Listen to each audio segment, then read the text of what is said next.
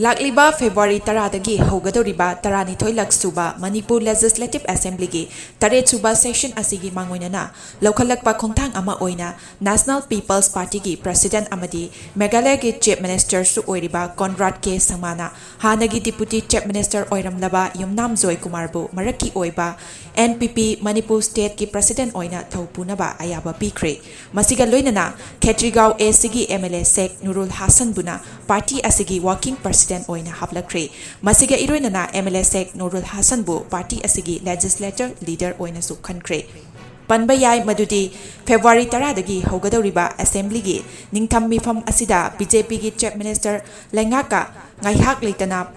punduna leiriba NPP gi MLA manga haibadi